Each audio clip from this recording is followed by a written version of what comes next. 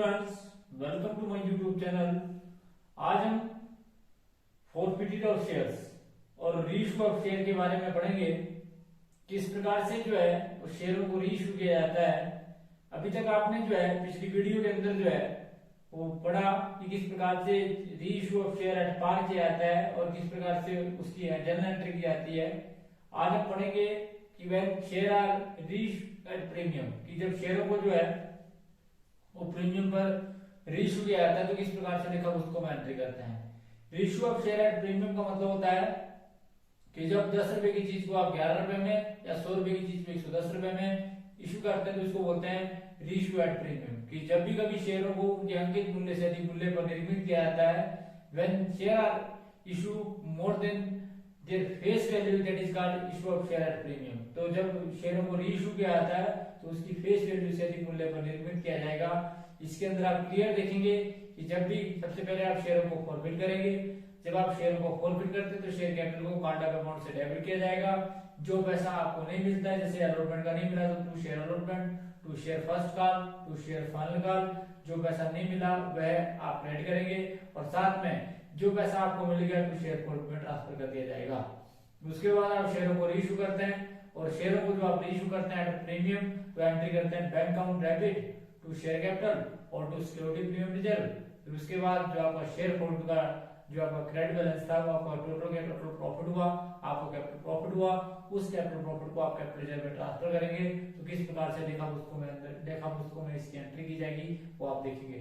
तो जैसे मैंने आपको बताया कि reissue of share at premium का मतलब होता है कि when share are reissue at their more than their face value, that is called reissue at premium. तो क्वेश्चन आइए कि इसका क्वेश्चन प्रैक्टिकल क्वेश्चन कैसे किया जाएगा।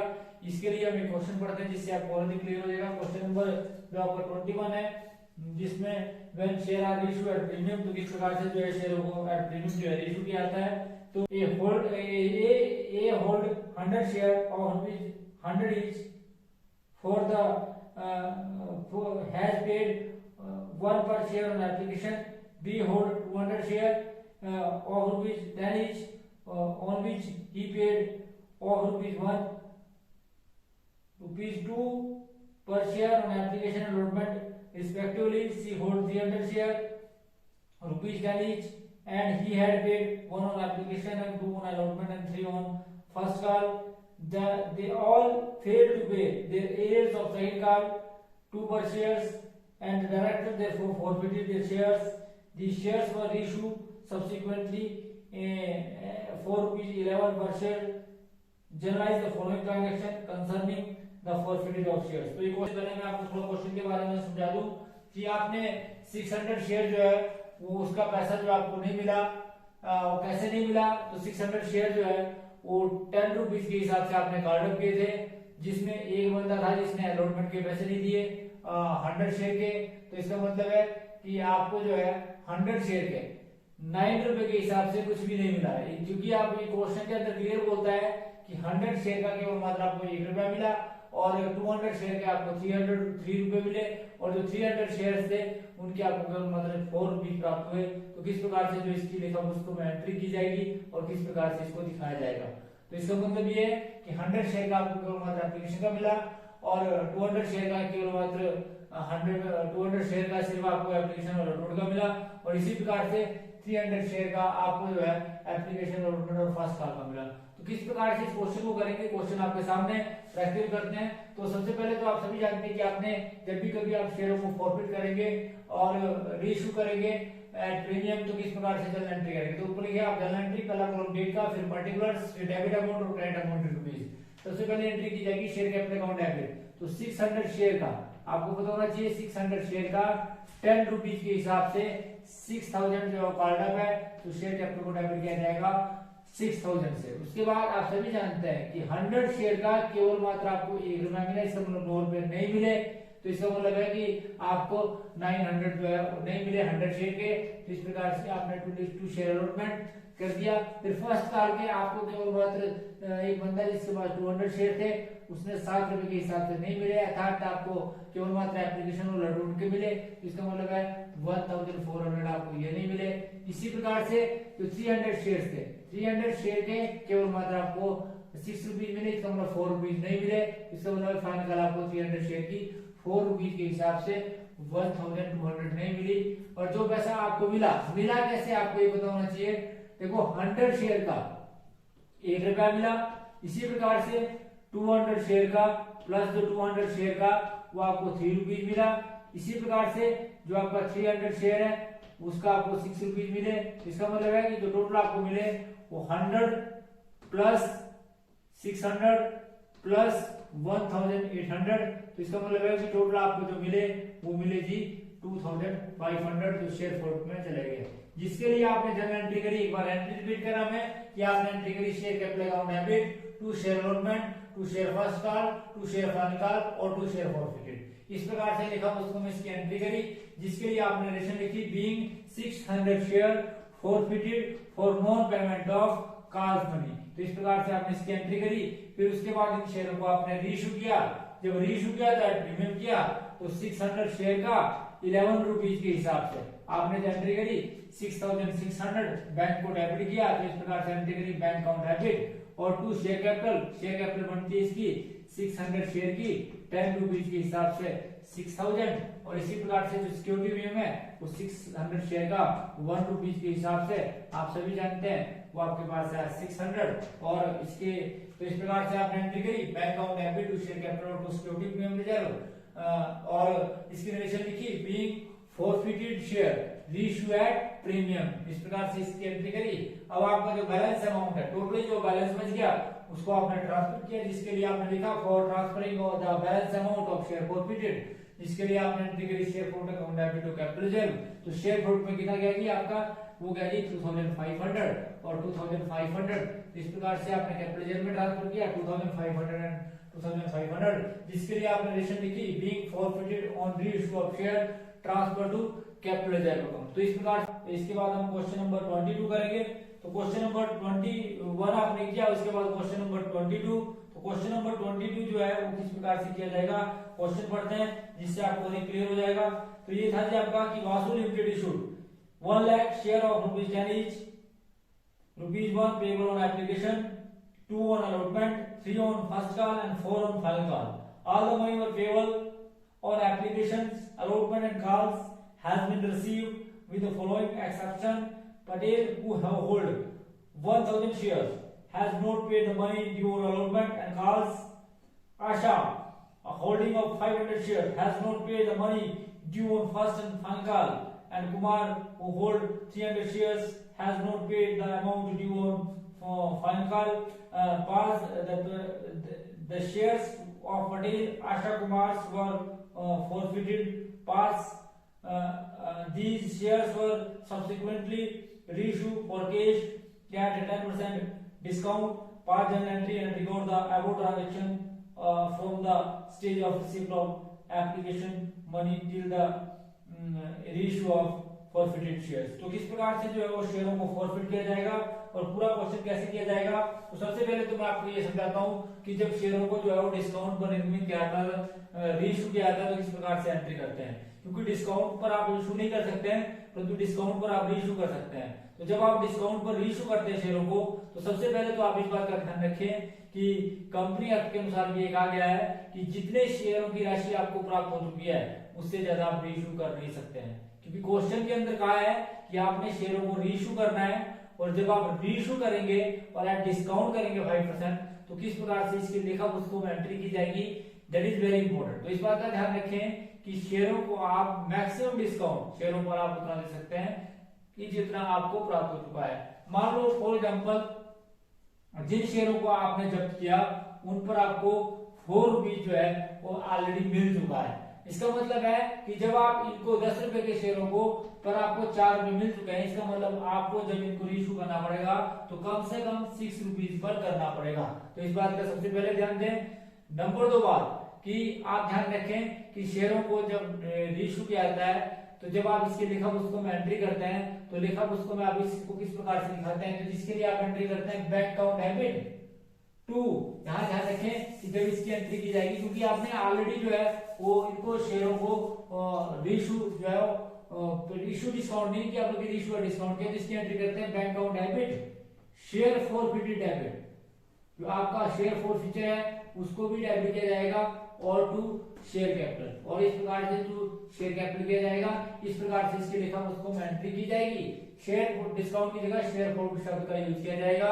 और इस बात का ध्यान रखें कि जो आपका ये क्रेडिट बैलेंस है और ये डेबिट जो आपको रीइश्यू से लॉस हुआ उसको घटाएंगे और जो बचेगा वो कैपिटल रिजर्व में ट्रांसफर कर दिया जाएगा, जिसके लिए आप एंट्री करेंगे share forward account debit to capital reserve. तो इस प्रकार से जो है वो लेखा पुस्तकों में इसकी एंट्री कर दी जाती है कि किस प्रकार से जो है एक शेयर को। क्वेश्चन नंबर 22, सबसे पहले जो है एंट्री की जाएगी bank account debit to share application. तो 1 लाख का 1 रुपीज़ के हिसाब से 1 लाख और 1 लाख, तो एंट्री की जाएगी bank account debit to share application. Being share application money receive, share application money को जो है फिर ट्रांसफ़र किया जाएगा शेयर कैपिटल में, जिसके लिए एंट्री करेंगे आप share application account debit to share capital account. फिर अलॉटमेंट मनी ड्यू की जाएगी। अलॉटमेंट मनी जो है वो 2 रुपीज़ के हिसाब से है, जिसके लिए आप एंट्री करेंगे share allotment account debit to share capital 2 rupees के हिसाब से। तो शेयर अलॉटमेंट मनी जो है आपकी वो होगी 2 लाख, और 2 लाख आपने ड्यू करी थी शेयर अलॉटमेंट मनी को। फिर आप इसकी आपको अलॉटमेंट का पैसा रिसीव होगा। अलॉटमेंट का पैसा जो है वो 2 लाख शेयर्स का, 2 लाख शेयर्स में से आप सभी जानते हैं कि एक बंदा जिसके पास 1000 शेयर्स थे उसने 2 रुपये के हिसाब से 2000 नहीं दिए। इसका मतलब है कि 1000 शेयर के 2 रुपीज़ के हिसाब से नहीं दिए, तो आपके पास जो आए वो आएगी 1,98,000। 1,98,000 and 1,98,000 bank account debit to share allotment आपको इस प्रकार से रिसीव हुआ, जिसके लिए आपने नरेशन लिखी बीइंग अलॉटमेंट मनी रिसीव। उसके बाद share first call money due करेंगे। जब आप share first call money due करेंगे तो आप सभी जानते हैं कि फर्स्ट कॉल का आपका 1 लाख शेयर्स का 3 रुपीज़ के हिसाब से था, तो जिसके लिए आपने एंट्री करी 1 लाख इंटू 3, दैट मीन्स की 3 लाख और 3 लाख।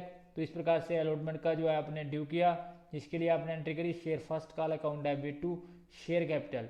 तो अलॉटमेंट का जो है वो आप जिसके लिए आपने नरेशन लिखी। फिर being share first call money due, first call money जो है आपकी ड्यू हुई। फिर आपको आप सभी जानते हैं कि फर्स्ट कॉल का पैसा रिसीव हुआ। जब फर्स्ट कॉल का पैसा रिसीव हुआ तो आप bank account debit to share first call. Total जो है वो आपको एक बंदा जिसके पास 1000 शेयर थे और एक बंदा जिसके पास जो है वो 500 शेयर्स थे, उसने जो है वो अलॉटमेंट का पैसा नहीं दिया, तो दैट मीन्स कि आपको 4500 रिसीव नहीं हुआ। तो 3 लाख में से आपने 4500 घटाया तो आपके पास आया जी 2,95,500। तो आपको फर्स्ट कॉल के टाइम में जो है रिसीव हुआ 2,95,500, और इसी प्रकार से फर्स्ट कॉल का जो है ये आपको 2,95,500, जिसके लिए आपने एंट्री करी bank account debit to share first call. फिर being first call money receive, उसके बाद आपने फाइनल कॉल मनी ड्यू करी।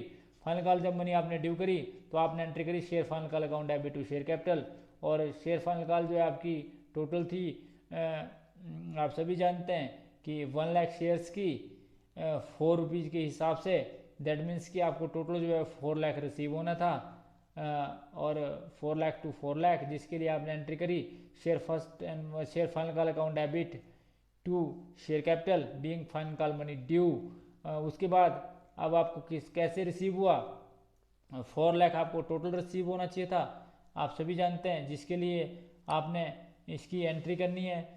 एंट्री जब आप करेंगे तो आप एंट्री करेंगे बैंक अकाउंट डेबिट। इसकी एंट्री जो है वो थोड़ी मैं ऊपर नहीं कर पाया, तो bank account debit to share final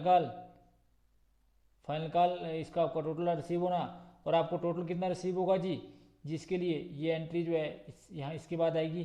तो जिसके लिए एंट्री करी आपने bank account debit to share final call, तो bank account debit to share final call में आप सभी जानते हैं कि आपको 4 लाख रिसीव होना था, परंतु आपको जो है रिसीव नहीं हुआ।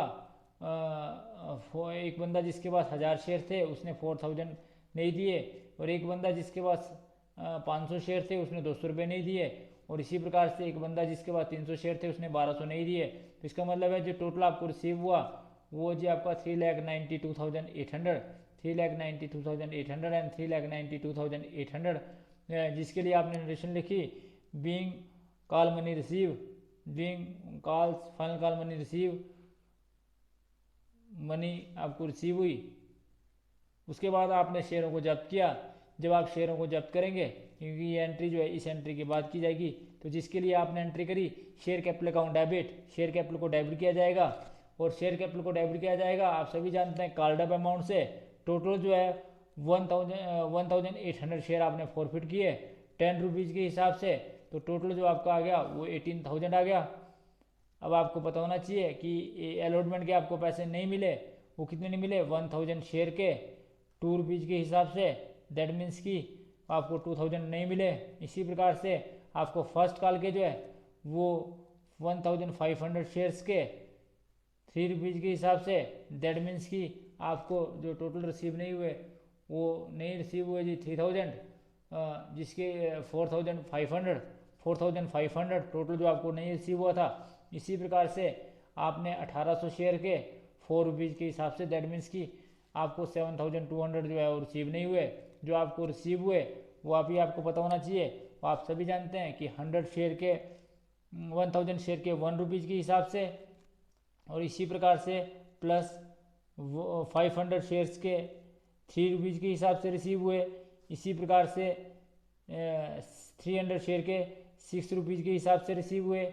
अर्थात जो आपको टोटल रिसीव हुआ 1000 प्लस 1500 और प्लस 1800, दैट मीन्स कि जो आपको टोटल रिसीव हुए वो जी आपको 4300। तो इस प्रकार से आपको अलॉटमेंट का पैसा मिला being 1800 shares forfeited for non payment of calls money.